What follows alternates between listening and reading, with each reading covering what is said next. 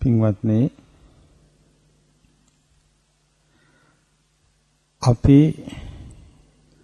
මේ මනුස්ස ලෝකේ උපන්නේ සංසාරේ කරපු මොන වගේ පිනකින්ද කියලා අපි කවුරුත් දන්නේ නැහැ. ඒක මේ වගේ එකක් වෙන්නේ නැති කියලා මං හිතුවා. මෙහෙ නන්නේ ලංකාවේ ඉඳිද්දී ඔබ සමහරට ස්වීප් ගන්නවනේ. ස්වීප් ගත්තු නැති ඇතිනවද? ස්වීප් ගන්නවනේ ලොතරැයි. ඒ ලොතරැයියක් ගනිද්දී එයාට හිතෙන්නේ මොකද්ද? අනේ මටත් දිනුමක්. එතකොට එහෙම ලොතරැයි ගන්න ලක්ෂ ගාණක් ඉන්නෝනේ. එතකොට ලක්ෂ ගාණක් පිරිස ලොතරැයි ගනිද්දී ඒ ලක්ෂ ගාණටම ආසාවක් ඇති වෙනවා. මොකද්ද? ඒ තමන් ගන්න ලොතරැයි දිනිනවා කියලා දිනුමක් ලබන්න ඒ ලක්ෂ ගාණම ආසයි. ඒ වුණාට ඒ ලොතරැයි දිනන්නේ කීප දෙනයිනේ. ලක්ෂ ගාණක් ඒ ස්වීප් එක ගත්තට දිනන්නේ කීප දෙනයි. එතකොට ඒ වගේ ඔබ දකිනවා ඇති බිලියන ගාණක් සත්වයෝ මොහොතේ ඉන්නවා. කෝටි ප්‍රකෝටි ගාණක් සත්වයෝ පොළවේ ඉන්නවා. ඒ මැද්දින් තමයි අපි කලින් ආත්මික මරුණට පස්සේ මනුස්ස ලෝකේ අපි උපන්නේ. මේක කලින් ආත්මික අපි මරුන්නේ නැත්තම් මේ ආත්මය අපි මෙහෙම ඉඳීද? මේට කලින් ආත්මය අපි මරුණා. මරුණට පස්සේ ස්විප් එක දින්නා. මොකද්ද දින්න ස්විප් එක? මිනිස් මව කුසකට ආවා. නමුත් අපිට ඉස්කෝලේදී ඒක කවුරුත් කිව්වේ නැහැ. ඒක දුර්ලභයි. ඔයාගේ මනුස්ස ජීවිතය දුර්ලභයි කියලා අපිට කුඩාවදීදී කවුරුත් කිව්වේ නැහැ. ගෙදර කතා වුණේ රණ්ඩු සරුවල් වෙච්ච වෙලාවකවත් මිනිස්සු කියන්නේ නැහැ ඒක. දුර්ලභ මනුස්ස ජීවිතයක් මේ උඹලා නරක කරගන්නවා කියලා. අහන්න නෑ. එතකොට මිනිස්සු හැටියට උපන්න අපි මුලාවක් තුලද හිටියේ අවබෝධයක් තුලද? මුලාවක් තුල. අපිට හිතෙන්නේ ඇයි අපිට පේනවා මනුස්ස ලෝකේ. ඉතින් අපි හිතන්නේ මැරිලා ආයිමත් ස්විප් එකක් තනි පුද්ගලයෙකුට ඇදෙනවද? එහෙම හැදිච්ච කවුරුගෙන අපි දන්නවද? එක දිගට ස්විප් එක දිනිනවා. එක දිගට දිනුම ලබනවා. ගන්න ස්විප් එක නෑ. එහෙම ආරංචියක් නෑ.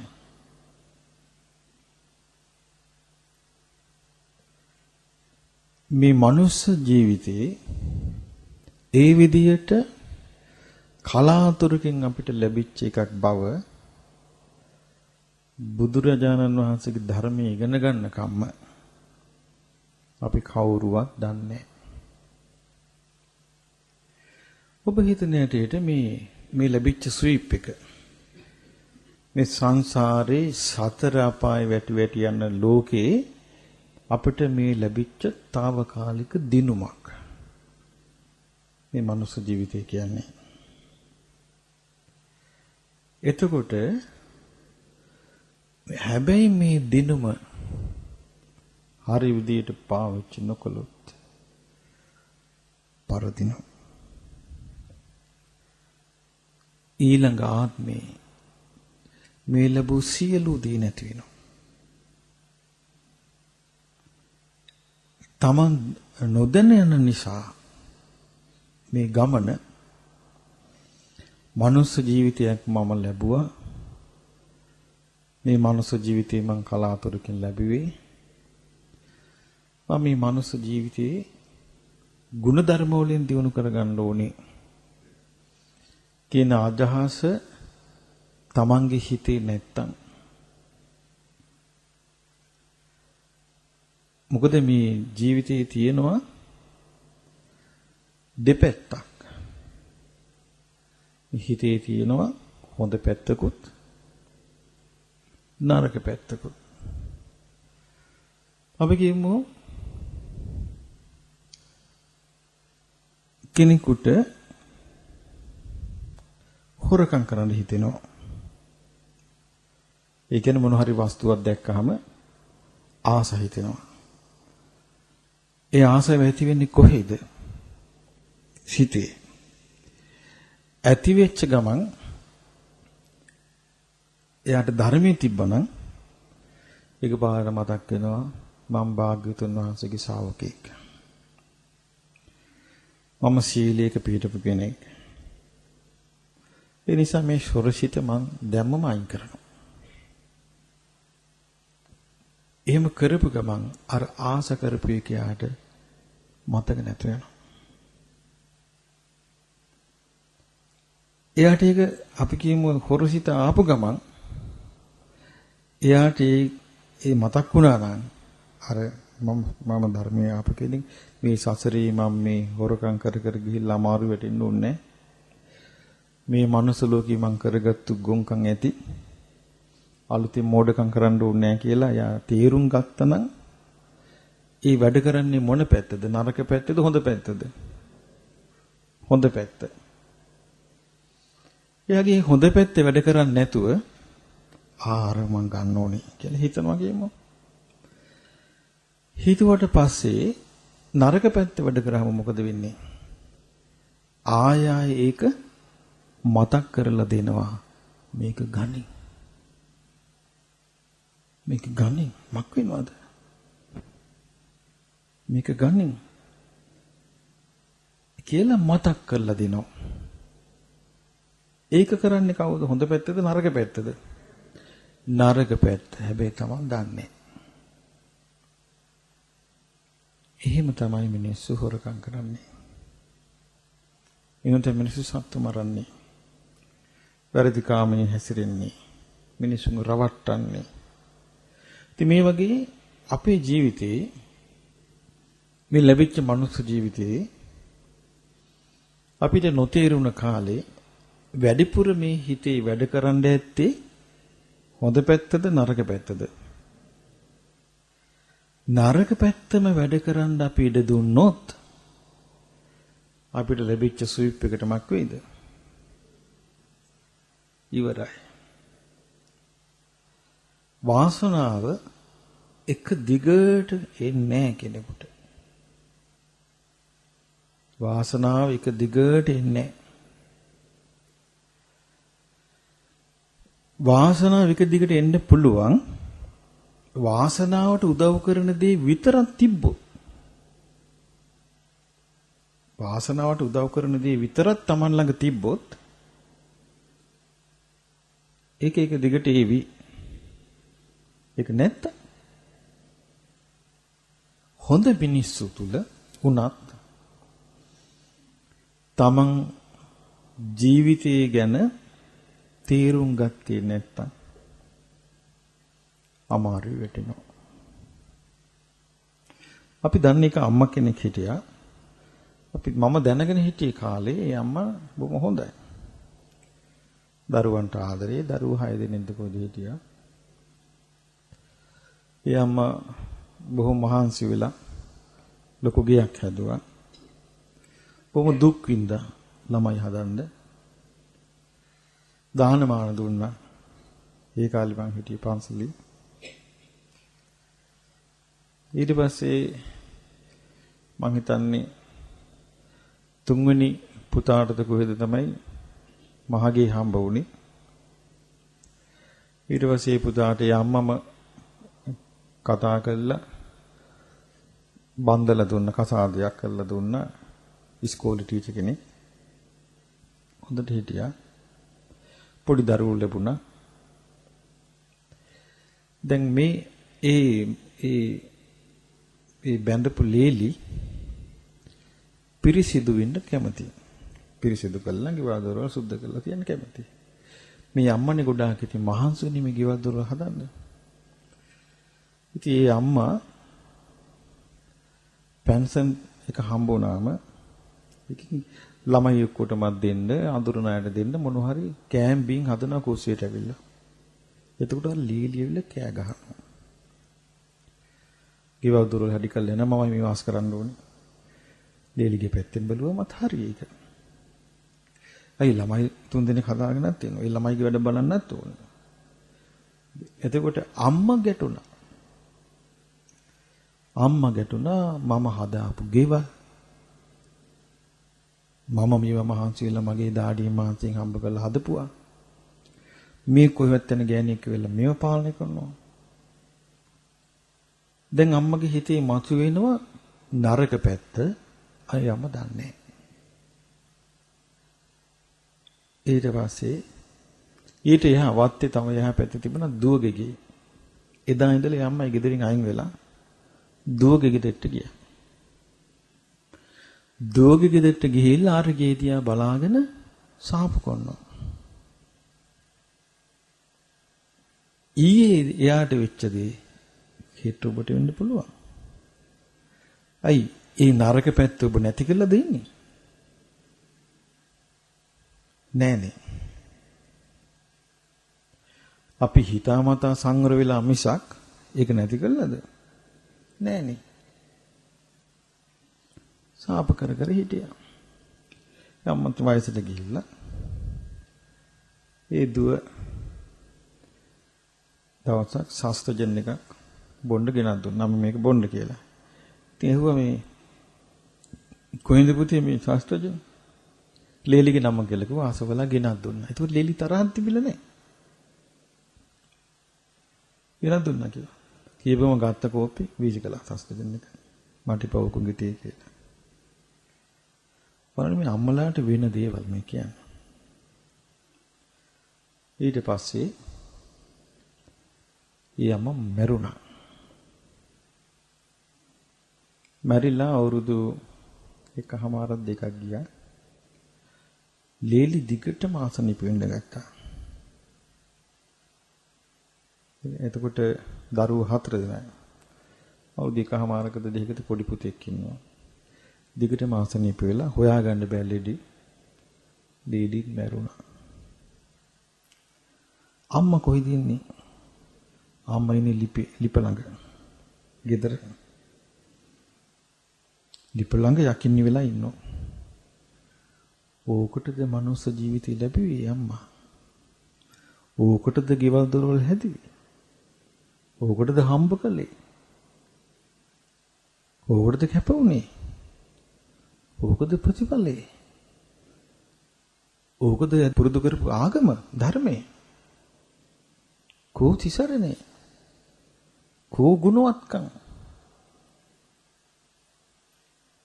ඊට පස්සේ අම්මගේ බාල පුතාට හීනයක් පේනවා. ගේ ඉස්සරහා ඒ බාල පුතා වෙනම තැනක ඉන්නේ. පාරායිනේ. ඒ ඉස්සරහා ඇක්සිඩන්ට් එකක් වෙනවා. එතකොට මේ බාල පුතා මොකද කළේ? බැලුවා මිනිස්සු 7 දෙනෙක් මැරිලා. ලේ ගලන් යනවා.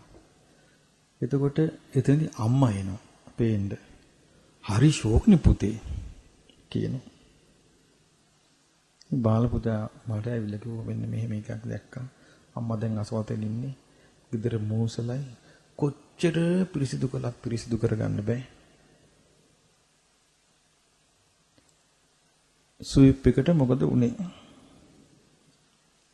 ඉවරයිනේ. මං හිතන්නේ මනුස්ස ලෝකේ 99.9කට ඕක තමයි.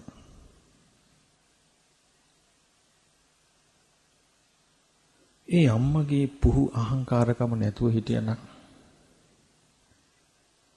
ඒ ළමයා කියන කාරණේ හරි කියලා තේරුම් ගත්තා නම් සමහර විට අපි කියමු ලේලිගෙම්ම යම්කිසි සිත් රිදවීමක් වුණා කියලා. ඒතර ඒ අම්මට තියෙන්න ඕනේ වෙනකට ජීවිතේ මෝරලා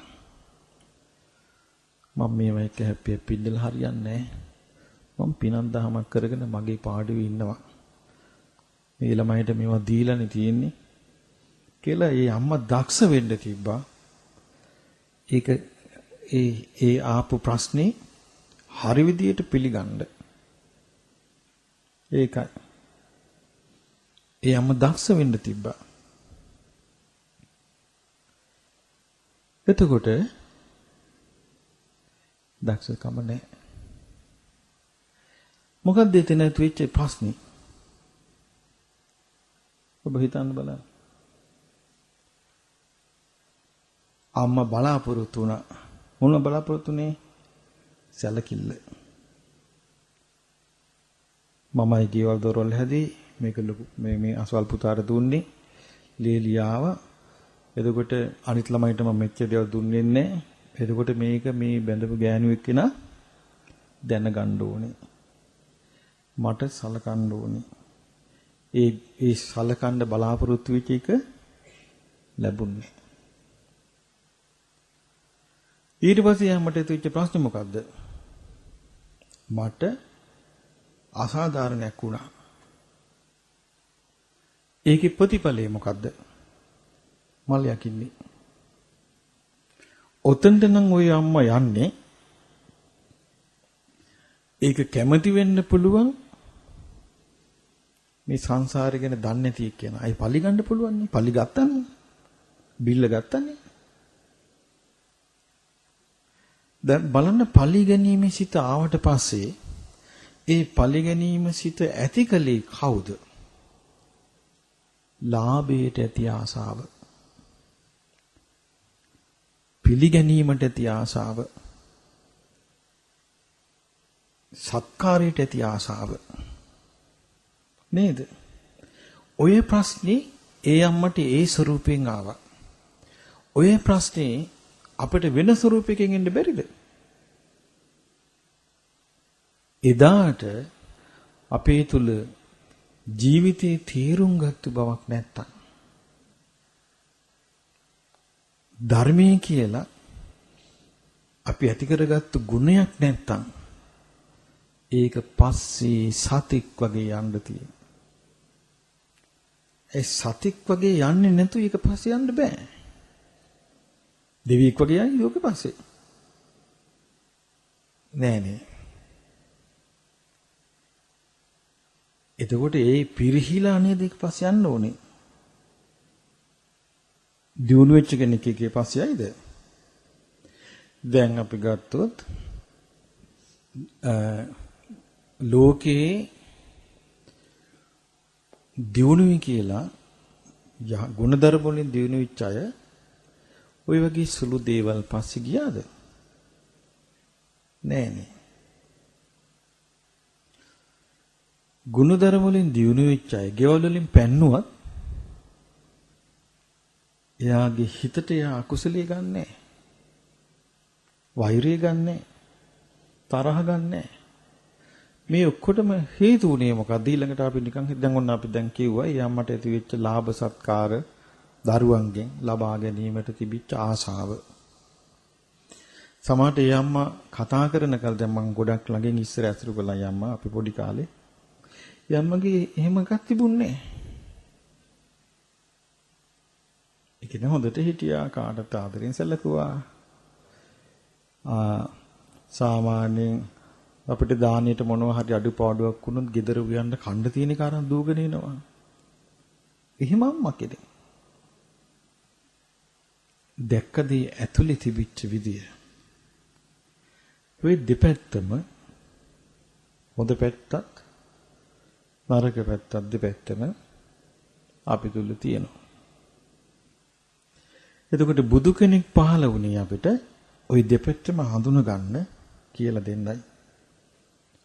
ඒ දැන් නරක පැත්ත හඳුන ගන්න නැත්තම් ඒකෙන් ගැලවෙන්නේ කොහොමද? අපි දන්නේ නැත්තම් පාරේ යද්දි ණය ඉන්නවා කියලා. එක්ක ඡණ්ඩ සුනකයා ඉන්නවා කියලා, කිඹුලා ඉන්නවා කියලා දන්නේ නැත්තම් මග අරින්නේ කොහොමද? දැනගන්න ඉපෑ මග අරින්න. නේද?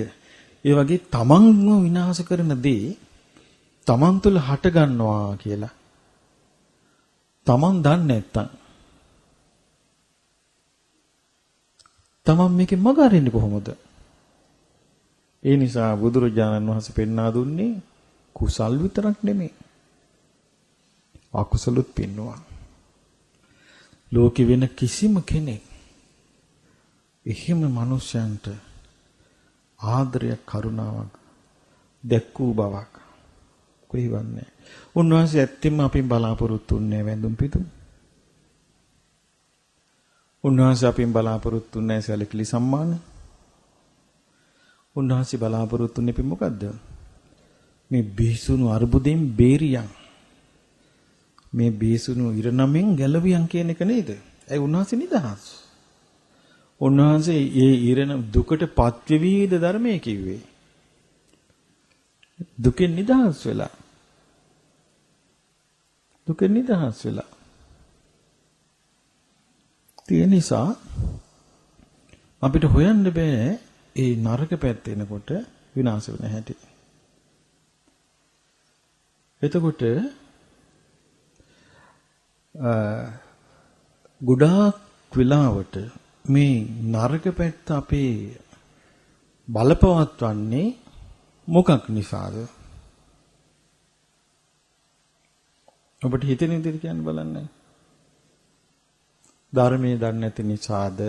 එහෙම නැත්නම් නෝගත්කම නිසාද?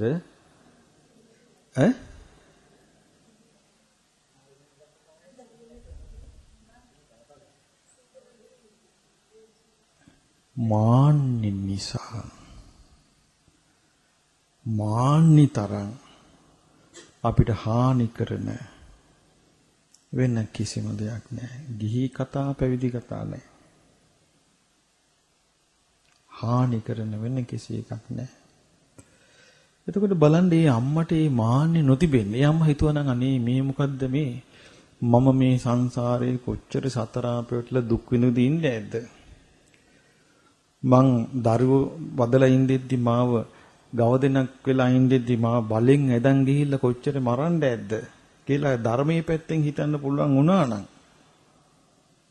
ඒ අම්මට සතර පාය දුක මෙනෙහි කරගන්න පුළුවන් වුණා නම් ඒක ප්‍රශ්නයක්ද? ප්‍රශ්නයක ලකුණක්වත් නැහැ. බලන්නේ සතර පායෙන් ඊතර කරන ධර්මයක්. සතර පාය ගැන බුදුරජාණන් වහන්සේ ධර්මයේ ඒක අතහැරලා වාසය. සමහරව නම් කැමති සතර පාය කියන්නේ. සමහරු කියනෝනේ මං අහලා තියෙනවා. රණ්ඩු විච්චලට අපි පොඩි කාලේ අපි අහලා තියෙන ඔය අහල පහල ගෙවල කෑ ගහන හැටි අම්මලා.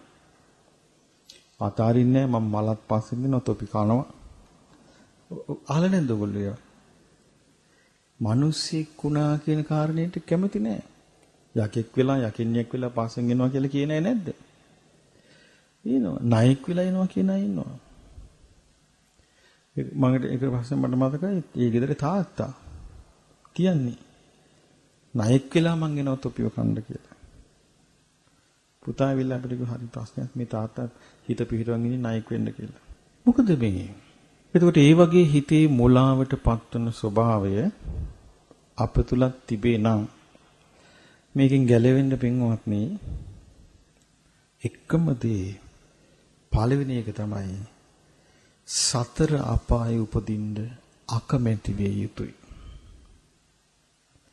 Taman සතර අපායේ වැටි වැටි ඉඳපු කෙනෙක් මේ සංසාරේ කුමක් දෝ පිනකට මේ මනුස්ස ලෝකේ උපන්නා කියලා තියෙන බුද්ධ වචනේ විශ්වාස කළ යුතු කෙනෙක්. ආයේ සතර පාය වැටෙන්න අකමැති විය යුතු කෙනෙක්. විය යුතුයි. එහෙම නැත්නම් ඉතින් යාට ධර්මයෙන් නම් වැඩන්නේ. ධර්මයෙන් යාට උදව්වක් ලබා ගන්න විදියක් නැහැ. කොහොමද ලැබෙන්නේ? දැන් ධර්මයේ කෙනෙකුට දැනුම තියෙන්න පුළුවන්. ඒක මාන්නයට පාවිච්චි කරලා ඕන. නමුත් සතර පායෙන් මිදෙන්න ඒක උදව්වක් වෙන්නේ නැහැ. ඉතින් ඒ නිසා ධර්මයේ අපි බුදුරජාණන් වහන්සේ සරණ ගියපු අය. ඒ නිසා අපිට අමුතුවෙන් අපායක් තියනවද නැද්ද? නිරයක් තියනවද නැද්ද කිය අපිට තර්ක විතර්ක කරන්න දෙයක් නැහනේ. එහෙම එකක් නෑ අපිට. ඇයි තර්ක විතර්ක කරන්න දෙයක් නැත්තේ? බුදුරජාණන් වහන්සේගේ අවබෝධය ගැන සැක කරන්න දෙයක් නැහනේ. ඒක ගැන සැකනම් තමයි අපිට එහෙම හිතෙන්න ඕනේ. නිරය කියලා එකක් තියෙනවද දන්නේ ඔය කිව්වට. ප්‍රේත ලෝක තියෙනවද දන්නේ ඔය කිව්වට. එහෙමයි තියනෝ නේද? මේ බුදුරජාණන් වහන්සේගේ අවබෝධය ගැන සැක කරන අය. ඒකෙන් සරණ යන්න බෑනේ මේ ධර්ම. ඒකයි. එතකොට මේ අපේ බුදුරජාණන් වහන්සේ දෙන විසඳුම එතකොට ඔබ හිතන්න බලන්න ඒක ගන්න පුළුවන් පළල් විදියට හිතන කෙනෙක්ටද පටු විදියට හිතන කෙනෙක්ටද? පටු විදියට හිතන්න ගිහිල්ලා තමයි අර අම්මට අර විපත්තිය උනේ. ඇයි අම්මගේ ලෝකෙ තිබෙන මොකද්ද? ගේ. අර gadol සිමෙන්ති ටික. අර මහ පොළොව. එයාත් මැරිලා මහ පොළොවට පස් වුණා. අන්තිමට එයාගේ සංසාර ගමන වෙනස් වෙලා මලයකින් නිවෙලා දීප ළඟ නැවතුණා. ගෙදර. බලන්න. අපේ ඥාති කොච්චර ඇද්ද ওই විදියට? සසරේ. කොච්චර ඇද්ද? ප්‍රේත වෙලා කොච්චර ඇද්ද? සත්තු වෙලා කොච්චර ඇද්ද? ඉතින් ඒ නිසා අපිට තියෙන්න ඕනේ පළවෙනි සුදුසුකම මොකද්ද? අපිට ළඟ බලන්න නැතුව මොකද්ද? දුර බලන්න පුළුවන් වෙන්න ඕනේ. දුර බැලිල්ල අමාරුයි. හැබැයි සාර්ථකයි. ළඟ බැලිල්ල ලේසි. ඒ වුණාට අසාර්ථකයි. ළඟ බලන කෙනෙකුට එහෙම ගැව්වා කරා පලිගත්තා හිතන්නේ හරි කියලා. ඒක හිතේ පිහිටියා ඒවා දුර පේන්නේ නේ. දුර බලන කෙනෙකුට එහෙම නෑ අමාරුවෙන් ඉවසන්න ඕනේ. එහෙනම් මේ ධර්ම මාර්ගයේ යන කෙනෙකුට ඔබ කියන්න බලන්න ධර්ම මාර්ගයේ යන කෙනෙකුට ඔන්න පළවෙනි එක මොකද්ද? සතර අපාය උපදින්න අකමැති විය යුතුයි. පළවෙනි එක. මේ තියෙන தත්ත්වෙ මත නම් මනුස්ස ලෝකෙ උපදින්නත් අකමැති වුණාට කමක් නැහැ. ඒ හේතුව ඔබට කොහොම තේරෙනවද දැන්නේ මනුස්ස ලෝකෙ ගැන? මට නම් තීත්ත වෙලා. ඔබට කොහොමද කියලා මම දන්නේ නැහැ කියන්නේ. දුක් විඳලා තමනුත් දුක් විඳලා මිනිස් ලෝකෙ උපන්න අන් අය දුක් විඳිනවා පේන්නේ නැත්තම්. පේන්නේ කීප දෙනෙක් විඳින අර පොඩි සැපේ නම්. ඒක දිහා බලාගෙන හොල්ල නම් ඉන්නේ. එයාට දුකම මිසක් මම නම් හිතන්නේ වෙන මොකුත් ලැබෙයි කියලා. ඔබ දැක්කේ නේද මේ මනුස්ස ලෝකේ මිනිස්සු විඳින දුක? ඉස්සර වගේ නෙමෙයි. ඉස්සර අපි මිනිස්සු විඳින දුක දන්නේ නැහැ. ඒ අපේ ගෙවල් දොරවල් ටික විතරනේ. දැන් මේ මාධ්‍ය වලින් මිනිස්සුන්ගේ දුක පෙන්නනවා. මට තේරෙන හැටි නම් මේ දුක දూరు ගලා යනවා. මිනිස්සුන්ගේ දුක දැන් ඔන්න බලන්න සිරියාව තියෙනවද? නෑ. හොද්දට සැපසී ලස්සනට ගෙවල් වල ධර්මල්ලොත් එක්ක ලස්සන සුරංගනාවිය වගේ දරු පැටව. එක්ක ලස්සන ලෝකේ හිටපු ලස්සනම ජාතියක් නේ. ඔය සිරියාවේ ඉන්නේ. බැබිලෝනියාව ඉස්සර ඉරාකේ. ඔය බැබිලෝනියාව සිරියාව ඕකේ තමයි ලෝකේ ලස්සනම මිනිස්සු හිටියේ. තාමත් එහෙමයි. ඉතින් ඒ ළමයි සුරංගනාවිය වගේ. එහෙම ලස්සනට ළමයි හදාගෙන හිටියා. අන්තිමට ඇඳිවත පිටින් පොඩි දරුවෝ අරගෙන පණ බේර ගන්න පාරට බහැලා දිව්වා. යන්තිමට ඔය මේ තරවුකාරයන්ට සල්ලි දීලා යන්තම් ග්‍රීසියට පැන්නා. ඒකෙන්ද ඉරණම ආයෙත් වෙනස් වෙනවා. එහෙම පැනගත්තු අම්මලාගේ ගෑනු දරුවෝ පුතාලා දූලා 10000ක් මිසින් අතුරුදහන්. කොහෙද යන්නේ නැත්තේ මේ ළමයි? ඔය ළමයි ඔක්කොම මේ සල්ලාලකමට විකිනිනවා. තමන්ගේ දරුවන්ට අම්මලා අහිමි වෙනවා. අම්මලට දරුවෝ අහිමි වෙනවා. ස්වාමීගලාට බිරිඳලා අහිමි වෙනවා. මහ දුක ගලාගෙන යනවා. සමහර අය හිටපු ගමන් ඔය මීඩියා වල කතා කරනවා. කතා කරලා කියනවා අපි මේ ආසාවෙන් ඉන්නේ කියනවා. මොකේද? මැරෙන්නකම්. දුක ගලාගෙන යනවා. අපි මේ ගඩොලකට සිමෙන්තියකට ඉන්නකට ඒක මොන හරි ලැබෙන්නේ නැති එකට කවුරුත් අහන්නේ අහක බලාගෙන ඉඳලා මහා වැස්සේ පොඩි දරුවෝ සමග චූටි දරුවෝ වඩාගෙන හැතැම්ම ගණන් පයින් යනවා. කවුරුත් නෑ හෙවණක් දෙන්න. මේක මොකද්ද? ඒගොල්ලන්ගේ කර්මයේද සසරේ හැටිද? සසරේ හැටි. ඒක තමයි සසර. ඉතින් මේ දුක පෙනි මනුස්ස ලෝකෙට ඉන්න ආයමත් ආසන. මේ දුක පෙනි මනුස්ස ලෝකෙට ඉන්න ආයමත් ආසන. ආස කළක් කමක් නැහැ. ඒකට උවමනා කරන ආකාරයට පින දියුණු කරගෙන නම් ඒ පින දියුණු කළත් අනතුරක්. අපි කියමු පින රැස් කරගත්තා කියලා. රැස් කරගෙන කල්පනා කළා කියමු. බටහිර ලෝකයක උපදිනවා කියලා හිතන් ඉන්න අපි සැපසී වාසය කරනවා කියන ඕන සුද්ධියක් වුණා. ඊරොසින මොහොතේනායි මාස් පුච්චංකයි සල්ලාල ජීවිතයක් ගෙවයි. ඔච්චර නේද? ඊට පස්සේ ඒ සුද්ධිගේ දෙමව්පියෝ අසනීප වෙනවා. ඒ සුද්ධිත් ඉන්නේ සල්ලාල ජීවිතේ. දැන් උගන්වලා නැන්නේ දෙමව්පියන්ට සලකන්න කියලා ඒ පරිසරේ. ඊට පස්සේ ඒ සුද්ධි ඉස්පිතාලේ ගිහලා දානවා දෙමව්පියන්. අම්මා ගොඩක් අමාරුයි. ඊට අනිද්දා සුද්ධි යනකට පේන්නේ අම්මා දුක් විඳිනවා. ඊට පස්සේ සුද්ධි ගිහිල්ලා මොකද්ද කියන්නේ ડોක්ටර්ට? අනේ මෙයා මරන්න ඉන්ජෙක්ෂන් එකක් ගහන්න කියනවා. එතකොට මොකද්ද වෙන්නේ? ආනන්තරීය කර්මය. අද කොච්චර කරගන්නවද? සුද්ධියක් වෙලා විසඳුමක් නෙමෙයි.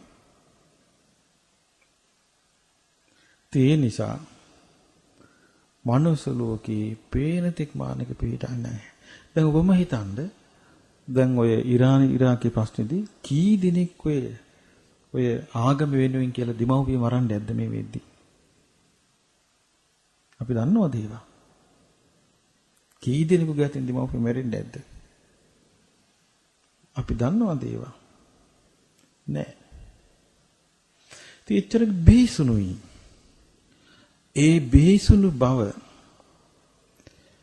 මේ සසරේ බේසුණු බව දන්නේ නැත්තම් තේරෙන්නේ නැත්තම් එයාට විසඳුමක් නැහැ. දැන් බලන්න නිකන් හිතලා මනුස්ස ලෝකෙ මෙච්චර බේසුණුනා. මනුස්ස ලෝකෙ මෙච්චරම අනතුරුදායක නම් තිරිසන් ලෝකෙ කොහොමද? ප්‍රේත ලෝකෙ කොහොමද? නිරේ කොහොමද? සතර පාය කොහොමද? එහෙනම් පළවෙනි එක මොකද්ද පින්වත්නි? අපි සතර පායේ වැටෙන්න ආසා නොකල යුතුයි. ඒක ආසා නොකල පමණින් වෙන්නේ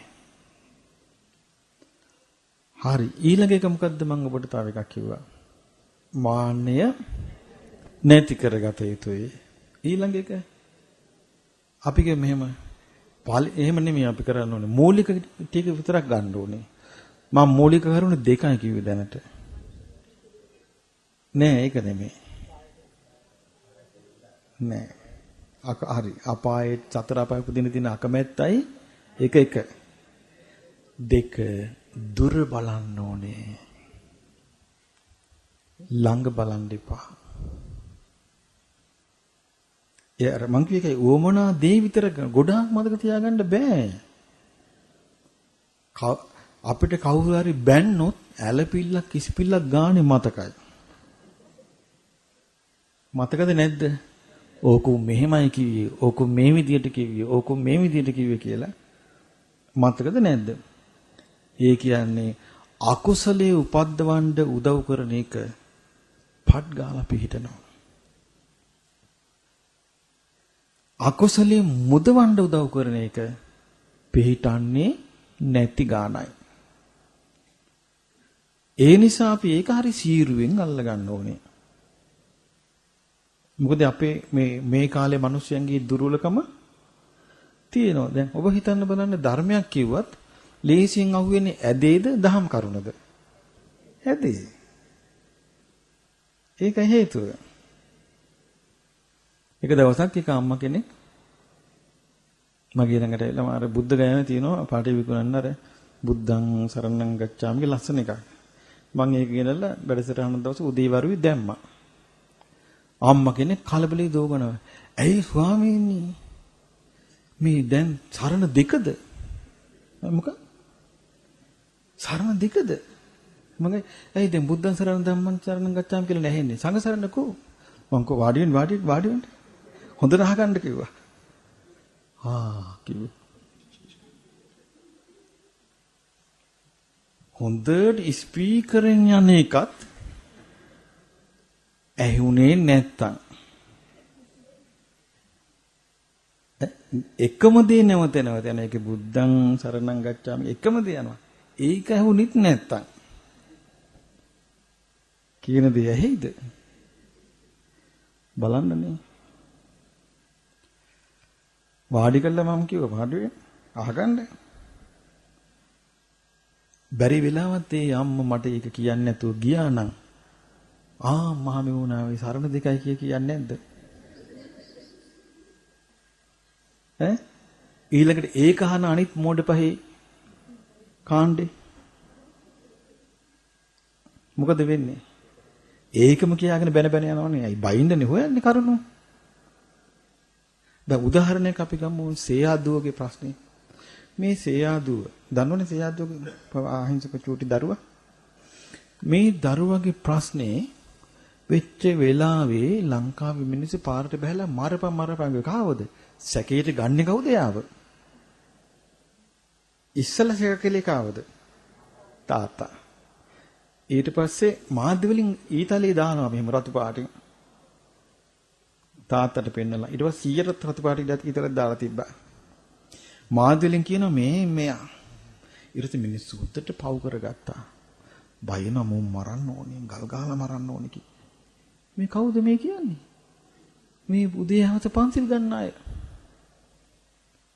කෝ ධර්මේ? කෝ සිහිය? කෝ දුර බෙලිල්ල? ඊට පස්සේ අහුවුණා අර අවුරුදු 17 පුතා. ඊට පස්සේ ඕන් කොල්ලන්ගේ වැඩ මරන්න ඕනේ ඕක.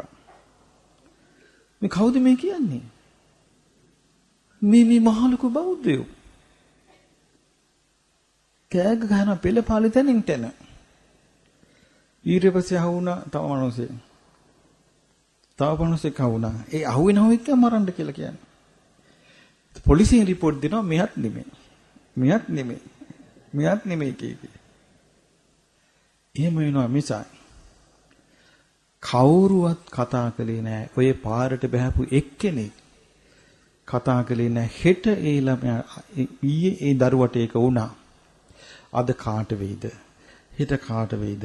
එහෙම නොවෙන්න මේකේ වෙච්ච අඩුපාඩු මොනවද කියලා බැලුවේ නෑ. මම නම් දැක්කේ අඩුපාඩු දෙමව්පියන්ගේමයි. නිදාගන්න ඉස්සෙල්ලා දොරවල් වහන්නේ, ජනේල වහන්නේ. ඒක ප්‍රධාන දෝෂයක් නෙමෙයි මේකේ. ප්‍රධාන දෝෂයක්.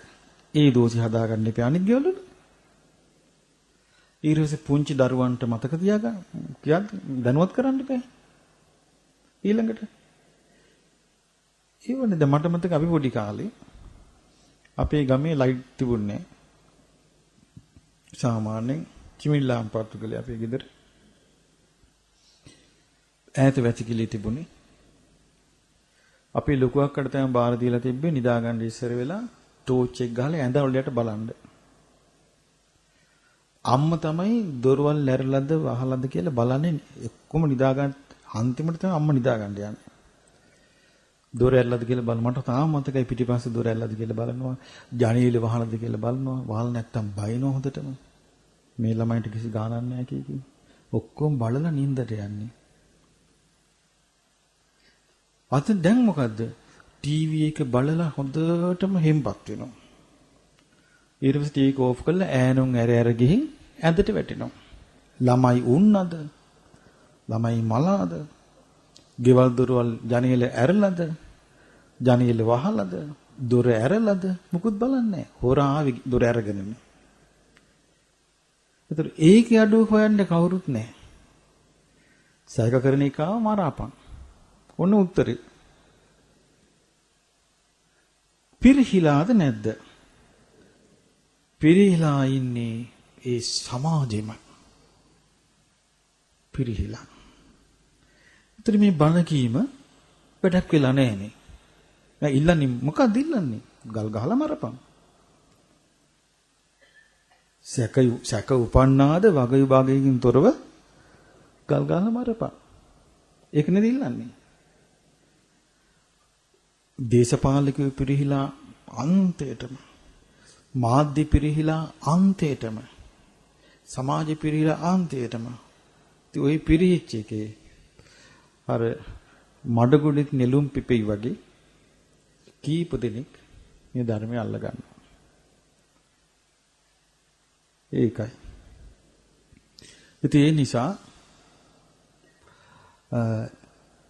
මං කිව්ව පළවෙනි එක සතර අපාය උපදින්න ආකමැති විය යුතුයි. දෙවෙනි එක මොකද්ද? දුර බැලිය යුතුයි. දුර බැලිය යුතුයි.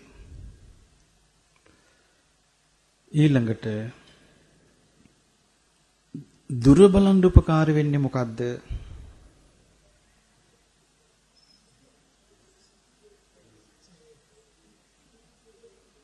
තවත් හිතන්න.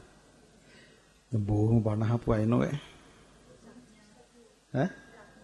දුර බලන් උපකාරී වෙන්නේ. ඉවසීම. ළඟ බලන සියල්ලන්ට නැති මොකද්ද? ඉවසීම. දුර බලන් උපකාර වෙන දේ මොකද්ද? ඉවසීම.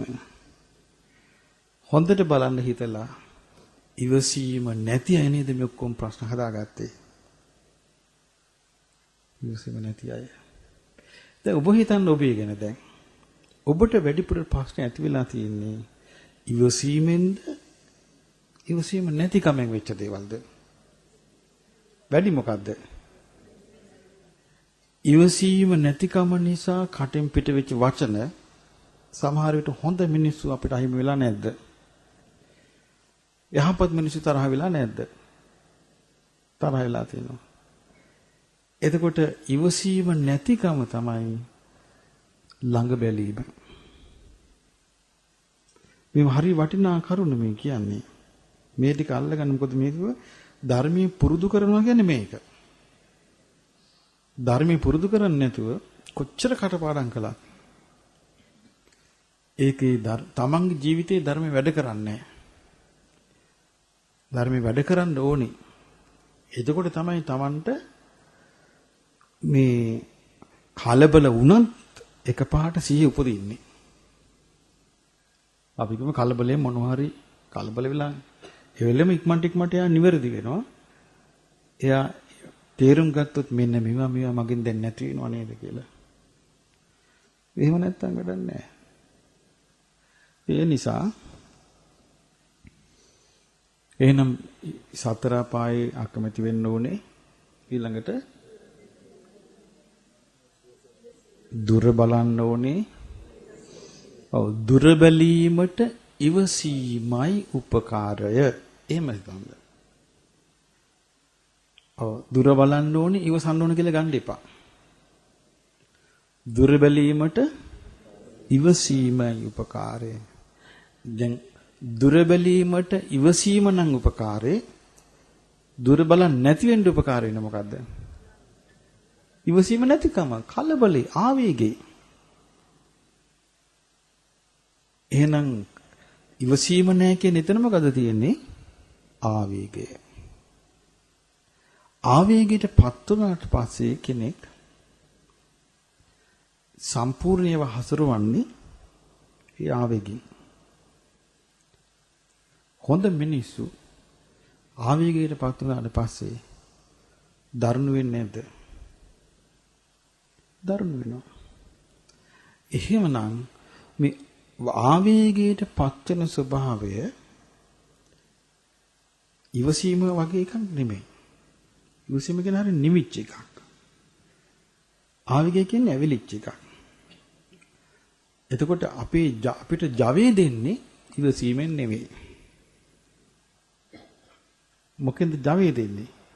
ආවේගයෙන්. එතකොට ආවේගයෙන් ජවය ගන්න පුරුදු වෙච්ච කෙනා එයාට සෑහෙන්න අමාරුයි මේ ධර්මයේ පුරුදු කරන්න. එතකොට ආවේගයෙන් ජවය ගන්න එක එයා මොනියම්ම විදියකින් හරි නුවණ පාවිච්චි කරලා අන්න එතකොට වමනා වෙන්නේ මොකද්ද? නුවණ. නුවණ ඕනේ. දැන් බලන්න සීරුණු කොච්චර ඇතුලෙන් එන්නේ එකක්ද කියලා. ඔව්.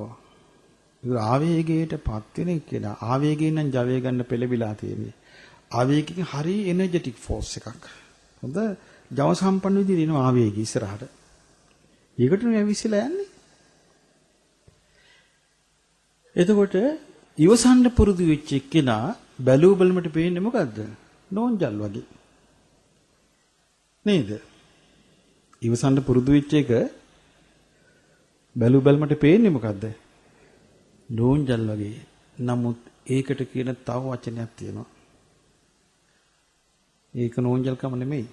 ඉවසන්න පුරුදු වෙච්ච එක තමයි පෞරුෂය.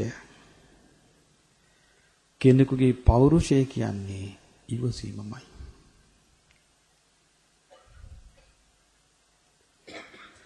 දැන් සාමාන්‍ය ලෝකේ පෞරුෂය කියන්නේ ඒක නෙමෙයි. මොකද්ද? කෑ ගහලා හොල්ලලා ආවේගයෙන් ජවයෙන් යමක් මැඩලීම නේද? පෞරුෂය කියලා කියන්නේ. නමුත් පෞරුෂය කියලා මම තේරුම් ගත්තේ ධර්මයේ තුල ඉවසීමමයි. එතකොට එහෙනම් මේ පෞරුෂය කියලා කියන්නේ ඇඟින්පතින් පෙන්වන එකක්ද වචනයෙන් පෙන්වන එකක්ද මානසික ගුණයක්ද? මානසික ගුණයක්. මානසික ගුණයක්. එතකොට අපි සතර පායට අකමැති වෙලා ආවේගයකටපත් වෙන්න නොදී මං කිව්වේ දැන් අර අම්මා අමාරුවට තියෙන දැක්කනේ. ඒ වගේ වෙන්නේ නැතුව ආවේගයකට ඉඩ නොදී ආවේගයකට ඉඩ දුන්නේ නැත්තම් කලබල නැහැ. ආවේගයෙන් කලබල කළා අවසල ගන්නේ. ඒක නැත්තම් මොකක්ද එතන තියෙන්නේ? ඉවසීම. මං කිව්වේ කොයි විදිහටද මං ඒක කිව්වේ? ඉවසීමයි දුර බැලිල්ලයි වෙනම ගන්න කිව්වද එකට ගන්න කිව්වද? එකට ගන්න කිව්වා. එතකොට ඉවසන එක්කෙනා තමයි දුර හිතන්නේ. මම මේකට කලබල වෙලා හරියන්නේ නැහැ. මම මේක ඉවසන්න ඕනේ. මම මේ ප්‍රශ්නේ මෙහෙම දීග්ගහ යන්න දෙන්න ඕනේ. කවුරු බැන්නත් එතකොට යා ධර්මයේ මෙනෙහි කර කර ඉන්නවා ඒක ගණන් ගන්න නැතුව. ඉවසගෙන. එතකොට සමහර විට සංසාරේ කල්ප ගණන් යන ප්‍රශ්නයක් එතන හැදෙන්නේ නැතු යනවා. මං කිව්ව දැන් අර අම්මට වෙච්චදී ධර්මයක් නැති. ඒ අම්මා ලේලිවත් බිල්ලට ගත්තා. දැන් එතකොට ලේලි තේරුණා නම් මේ අම්මා තමයි මේක කළේ කියලා. දැන් මොකද්ද නැන්දලේලිගේ ප්‍රශ්නෙට වෙන්නේ? යන්නේ නැද්ද? කල්ප ගණන් ගෙනියනවා. දැන් තිරිසන් අපාය උපන්නත් අනික මේකේ හරි ස්වභාවයක් තියෙනවා. මේ අපිට තේරෙන්නේ ස්වභාවයක්, ලෝක ස්වභාවයක්. මේ සමානව අර්බුද හදාගත්තාම ආයමත් ඒක මොන ගැහෙන හැටියට උපදිනවා. ඒකයි. සත්ව වෙලා උපන්නත් ආයෙ මොන ගැහෙනවා. මනුස්ස වෙලා උපන්නත් මොන ගැහෙනවා. අයියා හිත පිහිටුවාගෙන ඉන්නවනේ. හිත ඉලක්ක කරගෙන ඉන්නේ මේ දෙයට. ඒකට ඊට අනුව මොන ගැහෙනවා. එතකොට නැවත පලි ගැනීම. නැවත පලි ගැනීම. ඉවරයක් පේන්නේදී. පේන දෙයක් මානික. විසඳුමක් නැහැ. එතකොට ධර්මය කියන්නේ ඕවා. ගුණ ධර්ම. ඒතර ගුණ ධර්ම පදනම් කරගත්තු එකකින් තමයි චතුරාර්ය සත්‍ය අවබෝධයට අපිට යන්න තියෙන්නේ. ගුණ ධර්මයෙන් තුලින් දැන් ඔබ නිකමට බලන්න ඔබට දැන් අවස්ථාවක් තියෙනවා දැන් පරිවර්තන කරලා අපේ පොත් තියෙනවා සරල භාෂාවෙන් බලන්න මේ ධර්ම මාර්ගයේ ගමන් කරපු ශ්‍රාවක ශ්‍රාවිකාවෝ උපාසක උපාසිකාවෝ මේ ධර්ම මාර්ගයේ ගමන් කරපු අය ප්‍රශ්න අභියස ඒගොල්ලෝ මොන දීප අරුබුද අභියස ඒගොල්ලෝ කටයුතු කරලා තින්නේ කොහොමද? ඒ මං කියපු ගුණත් පැත්තෙන්ද අනිත් පැත්තෙන්ද? ගුණ පැත්තෙන්නේ ධර්ම මාර්ගයේ ගියපු උපාසකවරු උපාසිකාවෝ ගොඩාක් ඉවසපු අය දුර බලපු අය ඊළඟට නුවණින් කල්පනා කරපු අය නේද? එහෙනම් මොකද්ද මේ ධර්මයේ කියන්නේ? ධර්මයේ ජීවිතේට වැඩ කරනවා කියන්නේ මොකද්ද?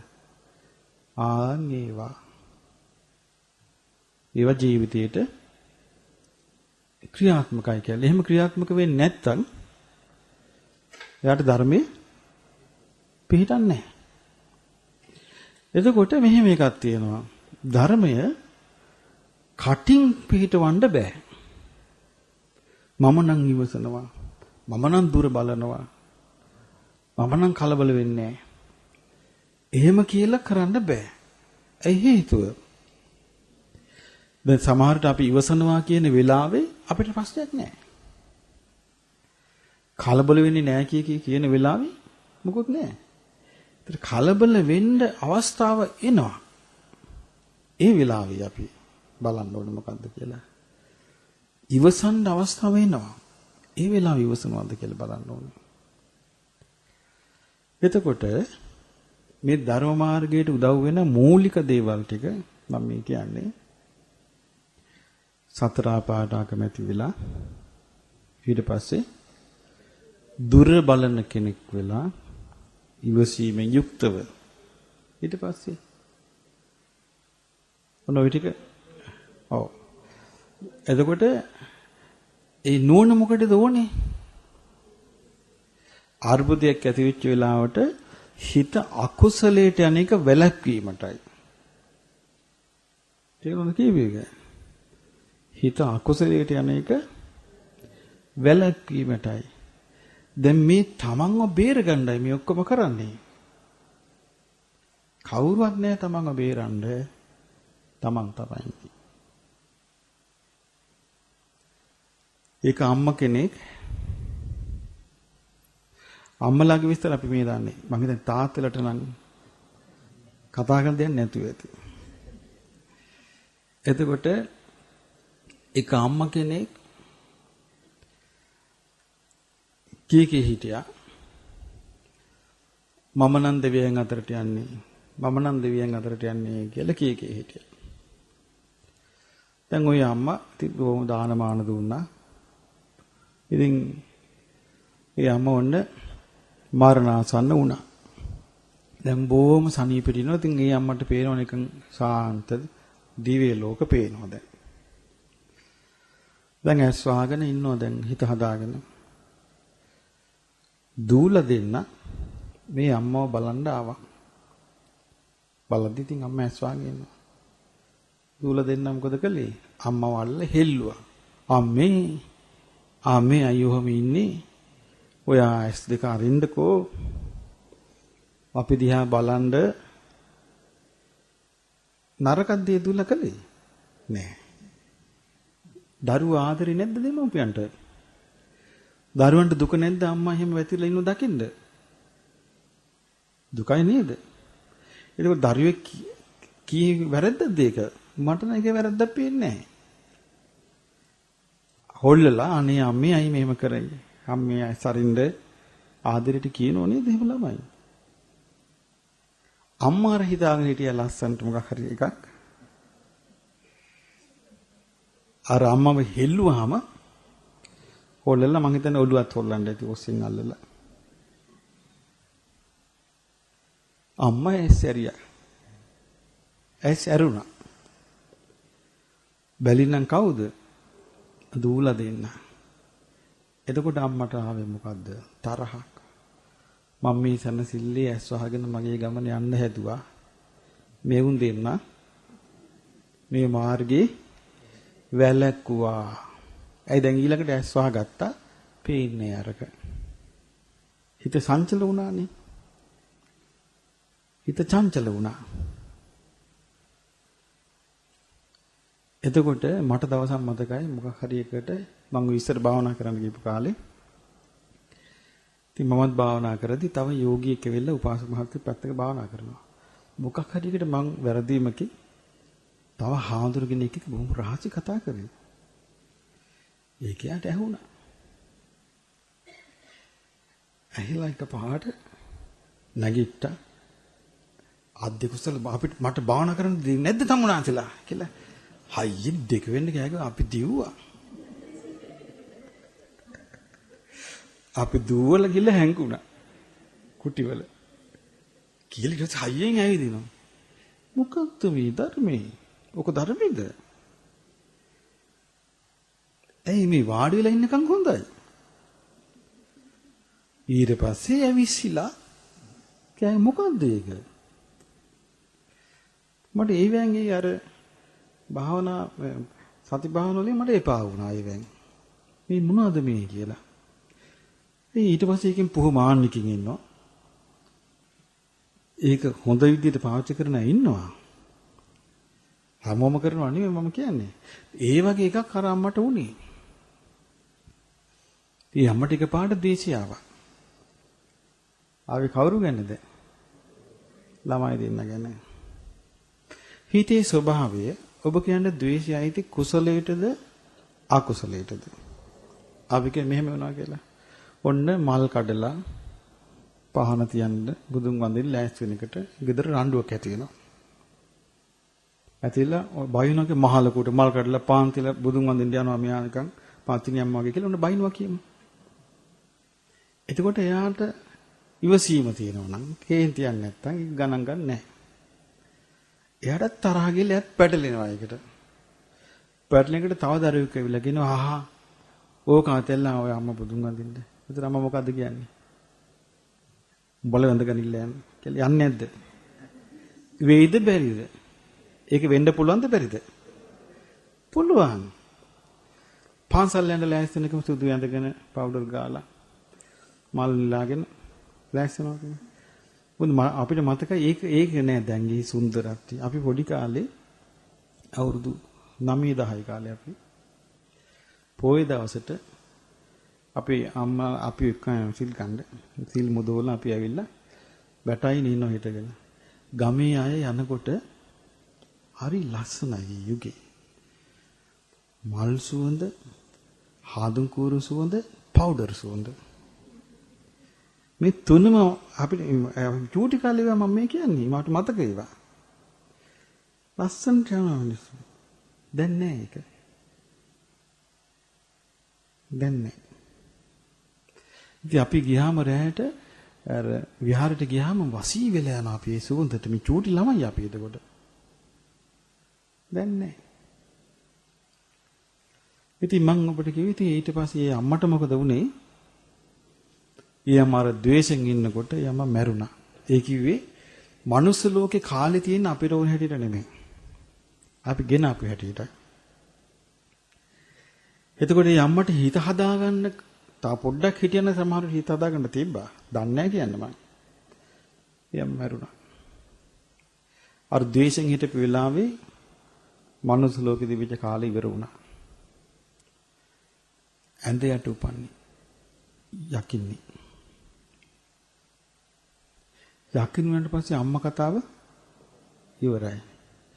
මාස 3යි ගියේ ඕනේ ලොකු දුව ඔළුව හොල්ලනවා. ඇයි ඔළුව හොල්ලලා කියනවා මම දැන් දේවතාවියෙක් වෙලා ආවා. මම ඔබලට මහා වස්තුවක් දෙනවා. මහා ධනයක් දෙනවා. දැන් ගෙදර කට්ටිය හිතුවා අම්මා යනවා කිය කී හිටින් දිව්‍ය ලෝකේ ගියා තමයි. විශ්වාස කළා. මා වස්තුවක් දෙනවා. ඇහුවත් මොකද්ද දේවතාවුන් වහන්සේ දැන් කරන්න ඕනි කියලා ඇහුවා. එතකොට කිව්වා මෙහිමයි මේ ඉඩම විකුණපන්, වාහනේ විකුණපන්, අසවල් දේවාල වල ඵලයන් කිව්වා. දැන් යා ඉඩම වික්කා, වාහනේ වික්කා. දැන් ලොකු විශ්වාසයකින් ඉන්න යම්මා කියන හිටියේ. දිව්‍ය ලෝක යනවා කියලා. ඊට පස්සේ යා ඒක විකුණනකට අම්මා බැහුණා ඊළඟ දුවට. ඒකම කිව්වා. මහා වස්තුවක් දෙනවා. මහා නිදානයක් දෙනවා. සුදුපටු එකක් නෙමෙයි කිව්වා. මුළු ලංකාවට කණ්ඩ දෙන්න පුළුවන් කෝ මේ වස්තුව ගත්තොත්. ඒක තවත් රසී වුණා ඒකට. ඒගොල්ලොත් වික්කා. දැන් පාරට වැටිලා. දෙගොල්ලම. ඒ දෙපැත්තටම අම්මා යනවා. ගින් ඔළුව හොල්ලවල කියනවා. ඊට දැන් නැති වෙලා. එතකොට ඒක අපි දන්න උපාසක මහත්තයෙක් ගාවට මේ ප්‍රශ්නේ අරන් ඇවිල්ලා. එහෙදි යම්මට බොරු කියන්න බැරි වුණා. එහෙදි තමයි අම්මා ඇත්ත කිව්වේ මම මෙහෙම මුරිය මාව හෙල්ලුවා. මම මැරිලා ගිහින් මට දිවි ලෝක යන්න බැරි වුණා. මම මලයක් ඉන්න වුණා. දැන් තොපි හිඟා කාපේ. දැක්කද විතරයි. එතකොට මේ හානිය තමන් තුළ වෙන බව ඒ අම්මා දැනගත්තා නම් සුළු දියයි අම්මට තිබුණේ කරන්න. පුංචි දෙයයි කරන්න තිබ්බේ. මොකද්ද? අනේ මේ දරුවෝ මට අපිට මංගෙන ආදරයට නෙමෙයි මේ කරන්න කියලා අර දරු සිනෙහි පවත්වලා මෛත්‍රියෙන් චුට්ටක් මෙසිත වැඩුවා නම් ඒ අම්මයි වෙලාවේ බේරිනවද නැද්ද? ඒ පුංචි දේ කරගන්න දක්ෂ වුණේ නැහැ. විශාල දෙයක් නෙමෙයි අම්මට කරන්න තිබ්බේ. ඒ විශාල දෙයක් කරගත්තු කෙනෙක් ඒ වෙනකොට. නමුත් ඒ සියල්ලම ඉවරයි නැවහිල්ලුණා වගේ. සියල්ලම ඉවරයි. ඒ වෙලාවේ ළමයි දෙන්න අනේ මේ ළමයි මට ආදරයට මේ කරන මම පව් මේ දරුවෝ දන්නේ නැහැ නේ මම මෙහෙම කල්පනා කරනවා කියලා. කියලා එහෙම අර දරුවන් කෙරෙහි සෙනෙහස නැති කරගන්න නැතුව මෙත් සිතෙන් ඉන්නේ යම්ම දක්ෂ වුණා නම් ඇත්තට මේ යම්මට දෙවියන් අතර යන්න තිබ්බා. ඒතර බලන්නකො වෙච්ච පාඩුවනේ.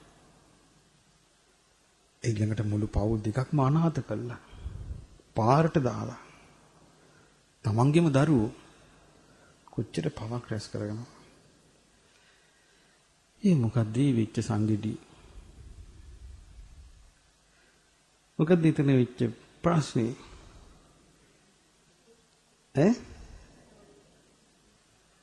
මොකක්ද විතරේ යම්මට වෙච්ච ෆේල් වීම? ෆේලියර් එක මොකක්ද?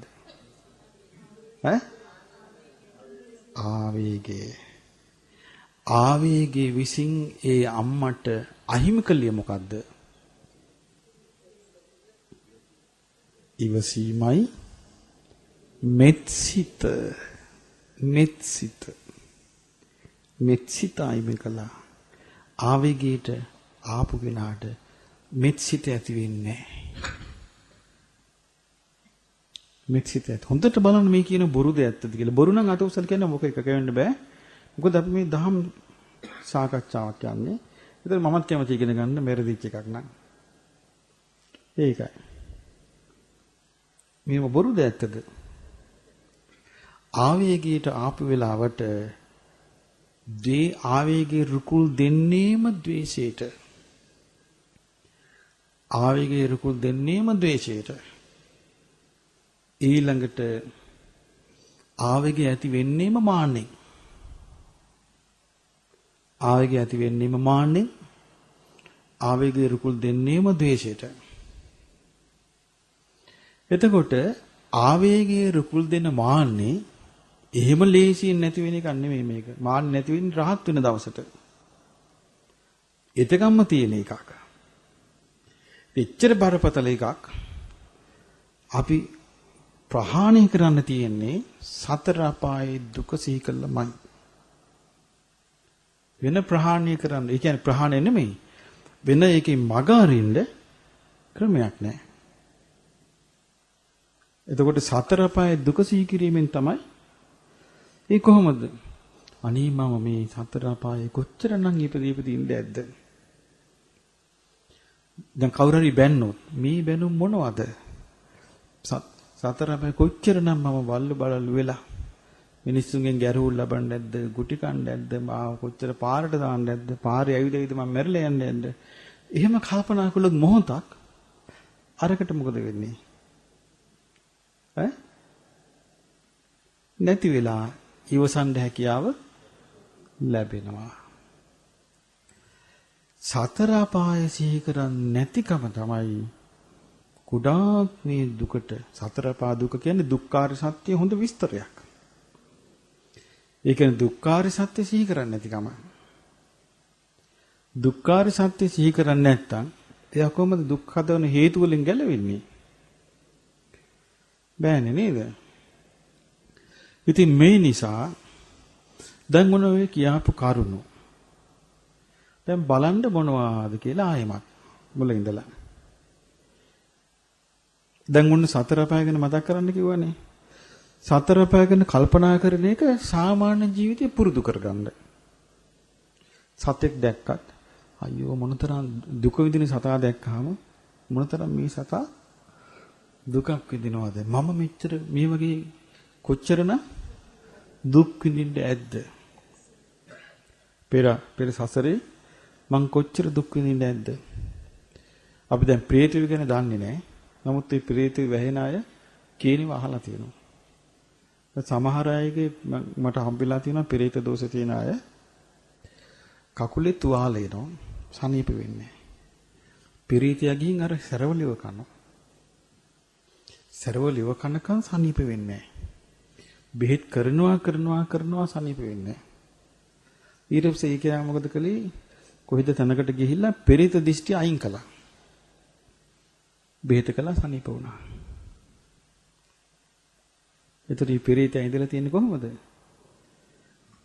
කකා. සරව කකා. සරව මේ ඉස්ම උර. කවුද මේ සීයා?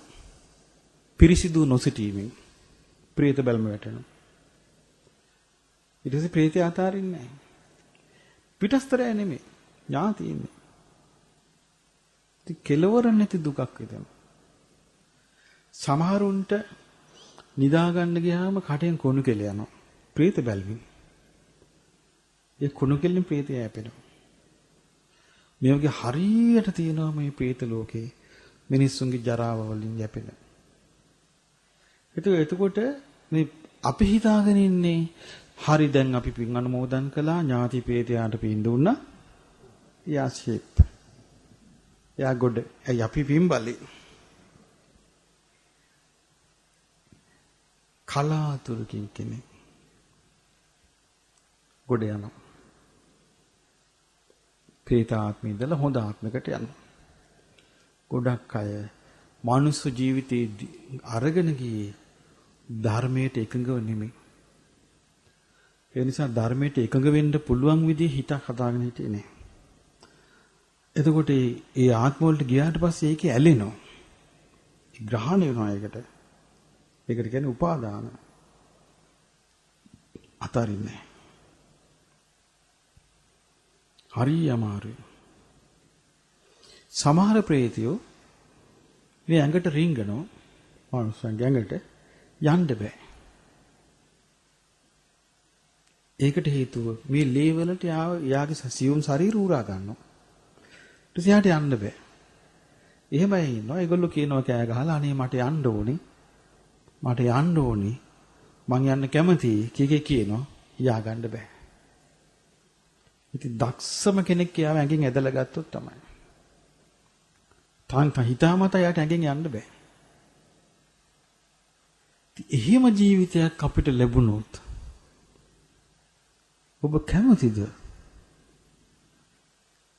කොච්චර නීචද මේ සසර? මේ නීච සසරෙන් ගැලවෙන්නනේ බුදුරජාණන් අපි දන්නේ නැහැ ඔය චූට්ටයි මම ඔය දන්නේ පෙරිතුලයි පෙරිත වෙහිච්චයි කියන ඒවා. ඉස්සරන මම ඔය පෙරිත කතන්දර අහන්න ටිකක් කැමතියි. පෙරිත වෙහිච්චයි ආව මම අහනවා. දැන් නම් අහන්නෙත් නෑ ඈත තියාම යවනවා. අනියන්නේ කොයි හරි ගිහිල්ලා ගන්න. ඒ නිසා පෙරිතෙක්වත් වෙහිච්ච කෙනෙක් දැන් එන්නේ නැහැ. ඈත එනකොටම යවනවා. මානියන්නේ කොයි හරි ගිහිල්ලා අහගන්න ඔය විස්තර මම නම් දන්නේ නැහැ ඔවා කියලා. ඉස්සර මේ මොකද්ද මේ ජීවිතය කියලා අහන්න මට කැමැත්තක් ඇති වුණේ. ඒක මට පස්සේ තේරුණා ඒක අපිටත් අනතුරුදායකයි කියලා. ඊට දැන් නම් මේ පෙරේත විගහිච්ච එක්කෙනෙකුගේ ළඟින්ම මම යන්නේ. ඒ කියන්නේ එච්චරට මේ මාතෘකාව වරද්දගෙන අපිට පුළුවන් දෙන වැරදි කරන්න. මනුස්ස ලෝකෙදි වරද්දගත්තු වැරද්දින්ද?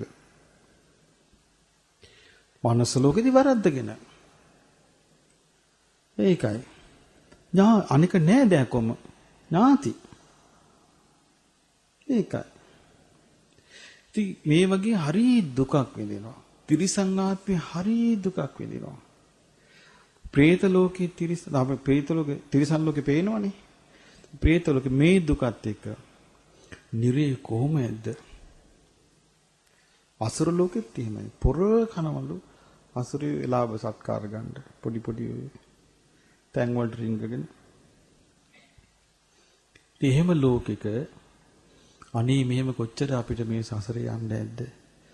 මේ දුර්ලභව ලැබිච්ච මනුස්ස ජීවිතේ මම මේවත් එක පැටලෙන්න හොඳ නෑ මේ කර ඊළඟට ඒකෙදි හරි පහසුවක් තියෙනවා. මං කියන්නේ නෝනින් කල්පනා කරන්න ඕනේ කියලා. කවුරු හරි මොන හරි කරනකොට තමන්ට විරුද්ධව හරි තමන් අසතුටු හරි තමන් එක්ක අසාධාරණට ලක් වෙනවා කියමු. එතකොට හිතන්න ඒගොල්ලන්ගේ කුඹුර ඒගොල්ලෝ වගා කරගත්තා වේ. මම මගේ වගාව මම බලා ගන්නම්. ඉවරයි නේද වැඩි? ඇත්ත වශයෙන්ම තම තමන්ගේ කුඹුර නේද මේ තමම වගා කරගන්නේ. ඊට පස්සේ තම තමන් විසින් ආස්වැන්න හිමිකරුවා වෙනවා ඒ ආස්වැන්නට තම තමන්. මම නම් දැන් එහෙම පුරුදු කරගෙන ඉන්නේ කවුරු හරි මට දැන් අපිටත් බයිනවනේ. බයින්ට මම කරන ආයා වගා කරගත්තා යාගේ කුඹුර. දැන් මම මොනව කරන්නද? මං ওই වගාවේට හවුල් වෙන්න යන්නේ නෑ. එතකොට එන කවුරු හරි බයිනවනම් මම පෙරලා බැන්නොත් වගාවට හවුල් වුණා. එතකොට දෙන්නම එකට ආශ්‍රයන්න ගන්න ඕනේ. ආයි මොන ගහනවනේ එතකොට. ආයි මොන ගහනවා. ඒකයි මේකේ භයානකකම. දැන් අපි කම ලේලියකට හරි දරුවෙකුට හරි ස්වාමියාට හරි සමහර අය ඉන්නවා දුක් විඳිනකොට හිතනවා මට මේක සිද්ධ වුණේ මගේ මිනිහා නිසා. හරි මිනිහ බැඳන්න මට මේක වෙන්නේ. ඔන්න පසුතැවිලි. එතකොට හිත ඇතුලෙන් එනවා මොකද්ද? අර මිනිස්සයා කෙරෙහි වෛරයක් එනවා. ඊට පස්සේ හිතෙනවා මොකද්ද හිතෙන්නේ ඊට පස්සේ? මම මේ දුක් විඳිනකොට මේ මිනිහට සහ ගහන්න ඕනේ. ඒ කියන්නේ මේ මිනිස්සයා දුකටපත් වෙලා ඉන්නවා මෙයා දකින්න ආසයි.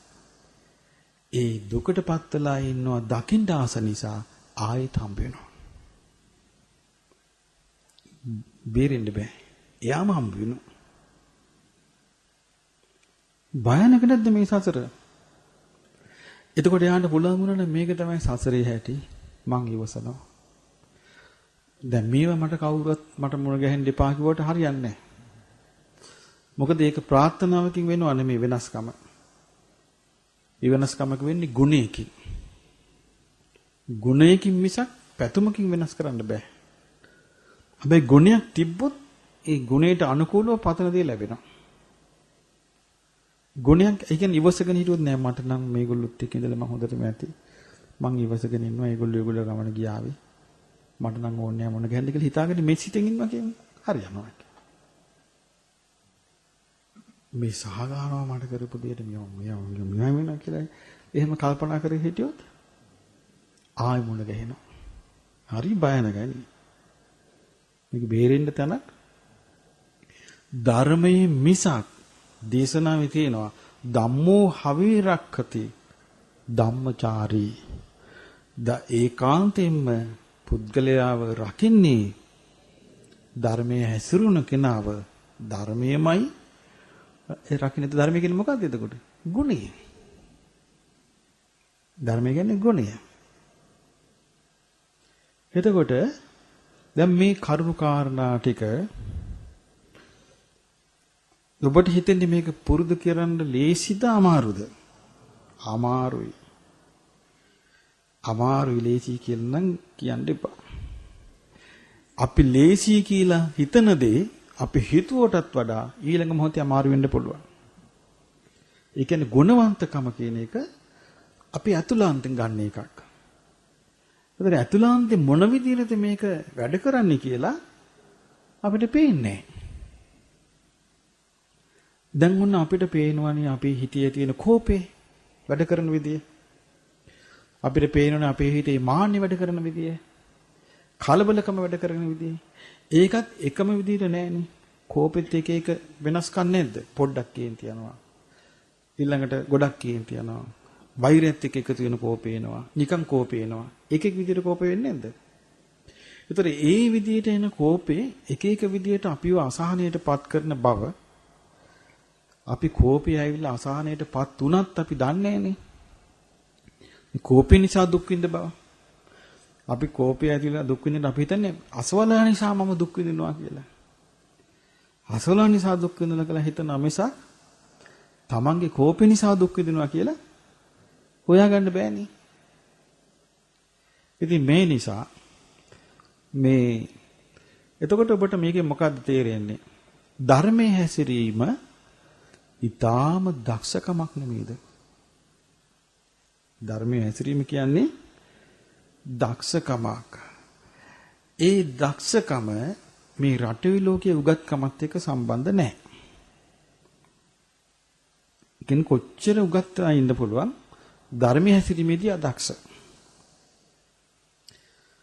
කිසි ඉස්කෝලේ එක අකුරක් නොකියපු කෙනෙක් ඉන්න පුළුවන් ධර්මයේ හැසිරීමේ දක්ෂ. ඒ නිසා ධර්මයේ හැසිරෙන්න මේ රටේ ලෝකයේ තියෙන දැනුගත්කම් කියවපු නවකතා කිටි කතා ගන්න එව්වා වැඩක් නැහැ. ධර්මයේ හැසිරීමේදී උපකාරී වෙන්නේ තමන්ව හසුරව ගන්න තියෙන දක්ෂකම. තමන්ව හසුරව ගන්න තියෙන දක්ෂකම. ඒක ඒ වමනා කාරණා ටික අල්ලගෙන එදිනෙදා ජීවිතෙන් වෙන එකක්. ඒකෙන් අපිට ප්‍රී ප්ලෑන් කරලා ගන්න බෑ. අපි ඒ ප්‍රී ප්ලෑන් කරලා ගන්න ඕනේ. කියන්නේ කලින් සැලසුම් කරලා ගන්න ඕනේ. මෙන්න මේවා ටික මට ඕනේ කියලා. හැබැයි ඒක වෙන්නේ ඒ අවස්ථාවේ හැටියටයි. ඒක අපි අර ප්‍රායෝගිකව තේරුම් ගන්න ඕනේ. එතකොට දැන් ඔබට මේ කියපු කරුණු සම්භාරයෙන් දැන් ඔබ දැන් මොළේ ඉඳලා බලන්න දැන් ඔන්න සතර පාය ගැන බයසී කරන්න ඕනේ. ඊළඟට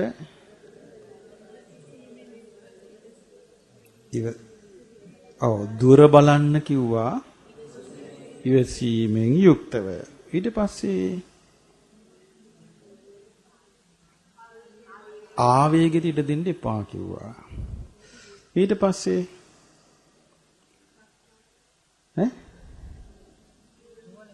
නුවණින් කටයුතු කරන්න කිව්වා. ඊට පස්සේ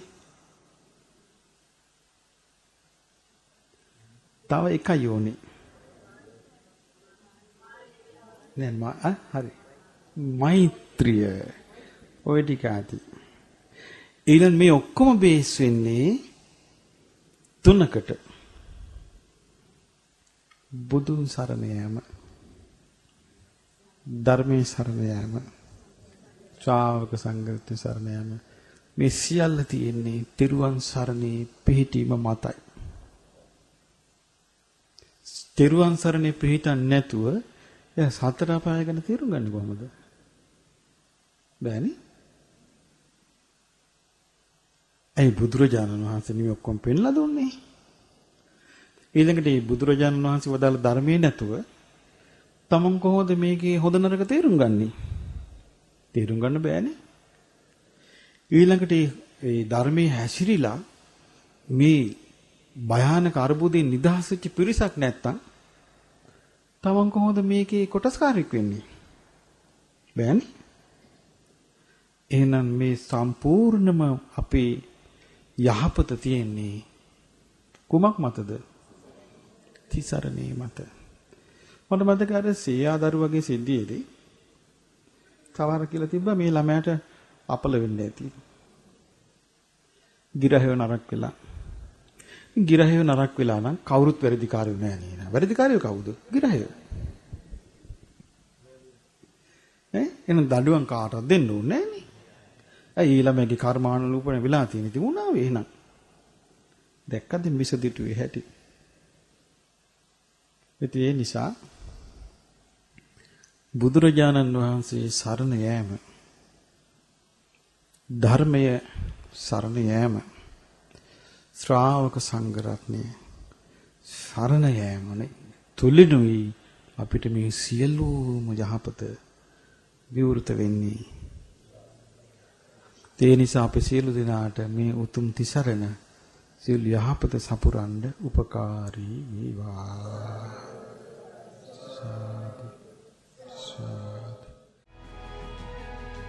මෙවැනි වටිනා ධර්මදේශනා නැරඹීමට ශ්‍රද්ධා YouTube චැනලය සබ්ස්ක්‍රයිබ් කර සීනුව ලකුණ ඔබන්න.